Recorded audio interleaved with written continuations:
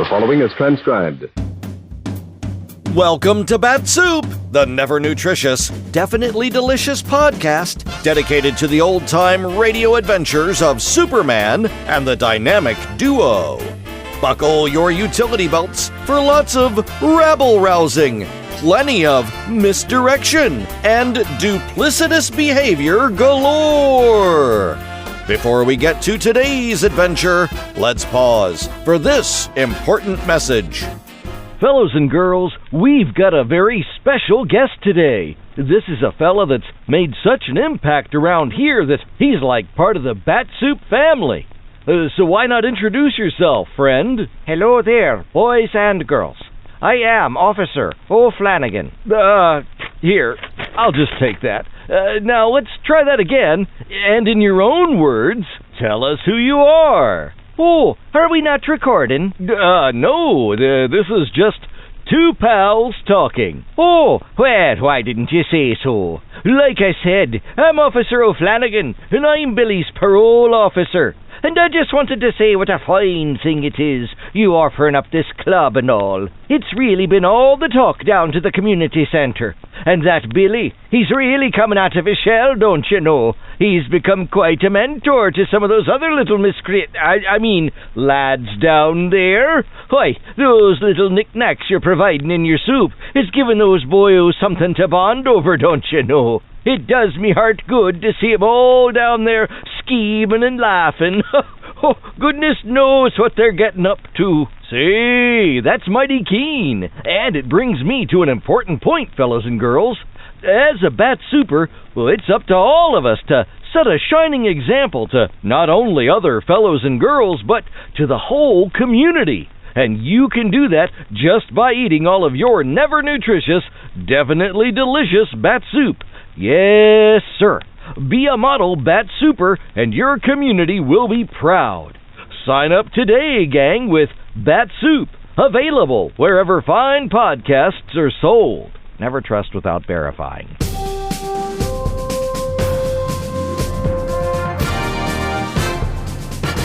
And now, Bat-Supe presents today's adventure, Part 6 of The Super Sleuth, as originally broadcast on July 29th, 1946.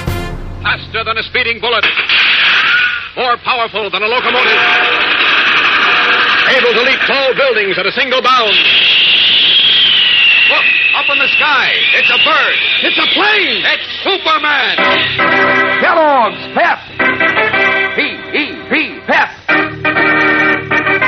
Kellogg's Pep, the Sunshine Cereal, presents The Adventures of Superman!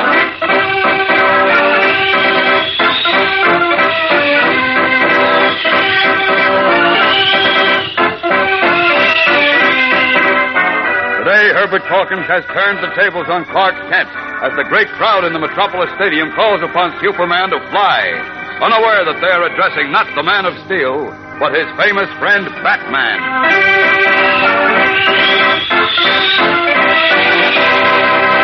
Hello there, gang. This is your pal Dan McCullough. Say, here's a fact you can chalk up for sure. It takes a solid sort of breakfast to start your day in high, to help send you off full of vim and vigor. That's why Kellogg's Pep, the Sunshine Cereal, heads the list of breakfast favorites with so many fellows and girls. Because Pep looks so golden and good, it almost coaxes you to eat it. Yes, sir, those tender, crisp flakes of whole wheat sure do give your appetite the old come on. And when you pitch in, when you get your first taste of that smooth flavor, see if it isn't Kellogg's Pep for you from then on. Every spoonful is so crisp, so keen, so full of flavor. Why, before you know it, you've polished off every bit of pep in your bowl. And a good thing that is, especially nowadays when the cereal grains are being sent to give that swell grain nourishment to fellows and girls all over the world. So, gang, this is no time to waste cereal. When Mom brings Kellogg's Pep home from the grocer's, make yourself a committee of one to help guard against waste. If you pour your own Pep, pour it carefully and eat up every bit you pour out. Pass the word along to the rest of your family, too. Remember, gang, eat all your Pep. Don't waste it. Now, the adventures of Superman. As you remember, a famous Scotland Yard detective named Herbert Calkins has come to the United States to prove that Clark Kent and Superman are one and the same person. After barely escaping from several of the detective's traps, Kent decided that he must take the bull by the horns and convince Calkins that he was not the Man of Steel. Kent then arranged a trick with his friend Batman, and that night he went with Calkins to a huge peace rally in the Metropolis Stadium, where Superman was scheduled to make a personal appearance. As they seated themselves in the crowded grandstand, Batman, wearing a lifelike rubber mask of Superman and the familiar blue costume and red cape, was speaking from the stage below. But Calkins smelled a rat and created a commotion by shouting that the supposed Superman was a fraud. As we continue now, Kent stands in helpless dismay as the great crowd, stirred up by Calkins, roars at Batman to prove he is Superman by taking to the air and flying. Well, Mr. Kent, what have you got to say now? What do you mean, Mr. Calkins? You and that bloke on the stage who's dressed up as Superman put up a trick on me, that's what. What? He's no more Superman than I am. You're out of your mind. Oh, don't give me that guff, my lad. If he's Superman, why doesn't he prove it and fly? I don't know. Maybe he can't fly. That's why. I tell you, he can't because he's not Superman, and you know it. Because you're Superman. Now, look here. I'm not going to... I knew it all the time, and now this just proves. Wait a minute, will you? Let's hear this. No, I've had enough. I've got what... Wait a minute. Ladies and gentlemen, your attention, please. Now, look here, Kent. I don't care what that... Please, Mr. Calkins. Ladies and gentlemen, permit me to call your attention to the fact that our good friend Superman was kind enough to give up some of his valuable time for an appearance here tonight. Not to present a performance of his prowess, with which we are all familiar, but to speak to us on behalf of world peace. That's not what... However, since there are some skeptics among you who insist that he prove his identity, we may be able to persuade him to demonstrate his ability to fly through the air. Great Scott, what a spot I'm in now. In the meantime, you will be entertained by the music of Hugo Golden and his orchestra. Well, Kent? Calls for desperate measures. I say, Kent, what do you propose to do? You just wait and see what happens now. I'm afraid this is where you... Kent, sit down. Huh? Sit down before you... Kent, look out! Teetering for a moment on the edge of his seat, Clark Kent appeared to lose his balance, falling to the row of seats below. Then, gathering momentum, he continued to roll downward from tier to tier in the tightly packed stadium until, reaching the bottom row, he sweeps a large group of men into a harmless but tangled mass of arms and legs. Dexterously, he wriggles swiftly free, and in the ensuing pandemonium slips onto the stage to a small dressing room, where Batman, still wearing the costume and mask of Superman, is nervously trying to figure his way out of the predicament. Okay, I'll take over now, Batman. Oh, Kent, thank heaven you're come. You can say that again. I almost didn't. Yes, but what are you going to do? Go out there, give them an exhibition. As Superman. Yes, but what about Calkins? Don't worry about him. I've arranged it so he thinks he knows exactly where I am. I hope. Holy smokes. You duck backstage and hide there until I've finished and disappeared. A minute later, come out and take your bow and go on with your speech. You get that? Right. Okay. So long, and keep your fingers crossed. Leaving Batman in the dressing room, Superman strides swiftly to the stage. Then, without waiting for an announcement, he takes off. Up, up, and away!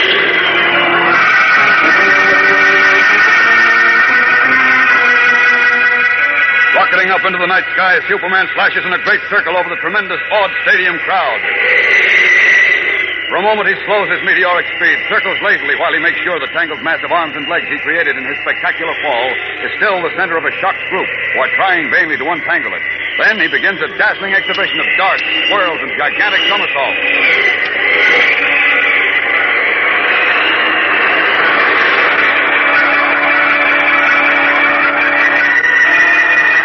Finally, as a great roar of approval fairly rocks the stadium, he puts on a burst of speed faster than the human eye can follow and practically disappears from sight. A split second later, Superman ducks under the stage from behind. Then, quickly changing once more to his guise and garb of Clark Kent, he rumples his hair and disarranges his clothes. And as the disguised Batman walks on stage to be greeted by a tremendous ovation, Kent slips unnoticed into the tangle of men who are just beginning to become untangled.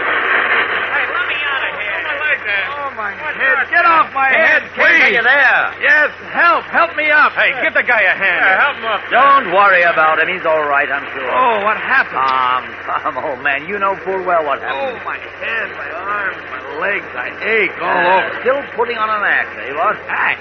I don't know what you... Very clever of you, by Jove. Very clever indeed. Gentlemen, What do you mean, Mr. Calkins? your attention, please. Maybe you are telling the truth. What? Now that Superman has successfully demonstrated that he is Superman, he will continue his address on the subject of world peace. Come on, let's get out of here. I want to talk to you. Okay. We'll talk in a cab on the way back to town.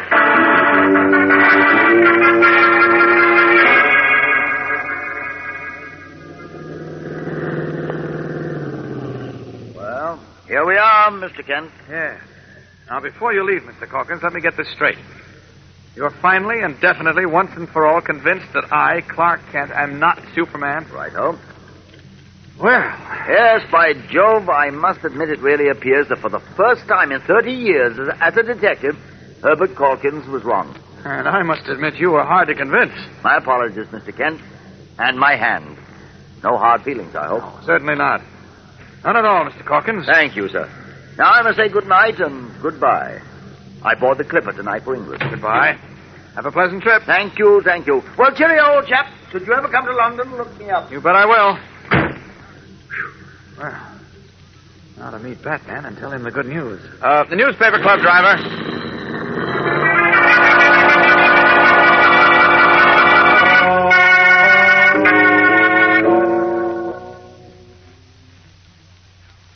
And when Calkins found me at the bottom of that heap and then saw you as Superman on the stage a minute after my flying exhibition, well, he decided to call it quits. He's really convinced you're not Superman, huh?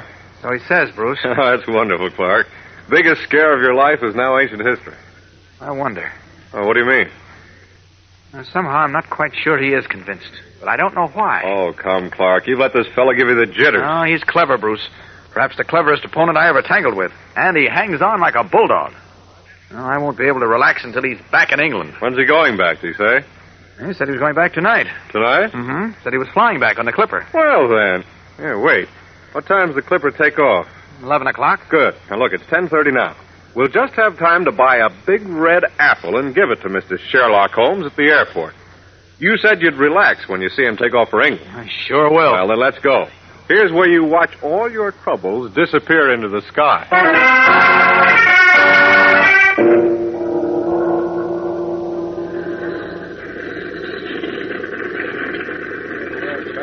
Stepping into the Clipper now.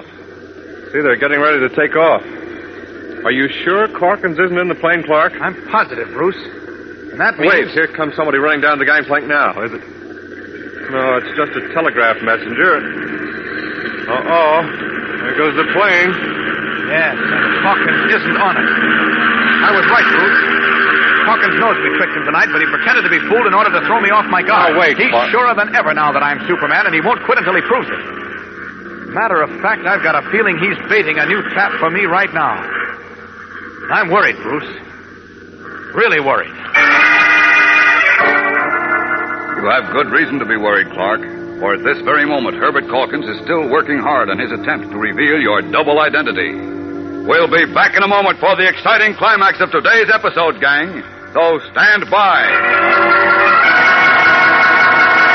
Say, gang, on your mark. We're all set and ready to flash you this week's Pep Dish of the Week. It's a blueberry bullseye. And it sure is bang-up breakfast news. Here's how you set your sights for this tasty target. Pour your regular serving of Kellogg's Pep, the Sunshine cereal, into your bowl. Heap a mound of juicy, fresh blueberries smack in the middle. Add cool milk and sugar.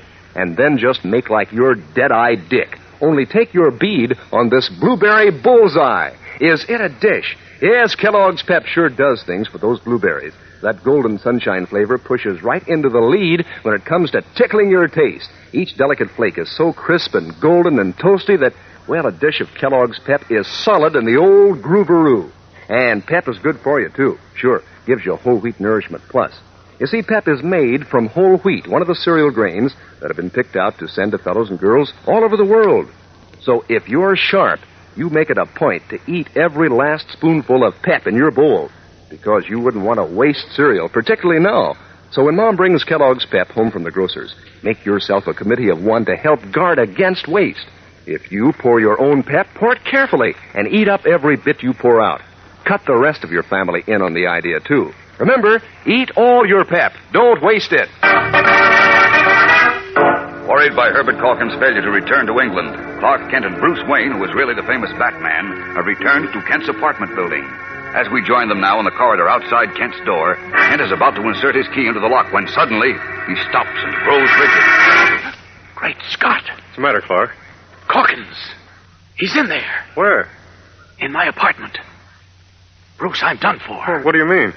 There's something in my apartment that will reveal my true identity beyond any doubt. And Calkins is reaching for it right now. Shocked, Bruce Wayne strains his eyes as if trying to see through the door as Clark Kent is doing. What final proof of Kent's double identity is Herbert Calkins about to discover? Only a breath of time remains before Superman can prevent the Scotland Yard detective from revealing his most carefully guarded secret. What will happen? Tomorrow's episode is tense and exciting, fellows and girls. Don't miss it, whatever you do. Be sure to tune in, same time, same station. And remember, for breakfast, it's Kellogg's Pep.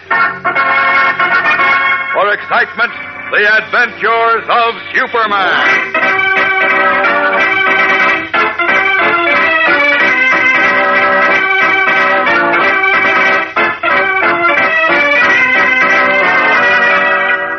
Superman is a copyrighted feature appearing in Superman DC comic magazines and is brought to you Monday through Friday at the same time by Kellogg's Pep, the Sunshine Cereal.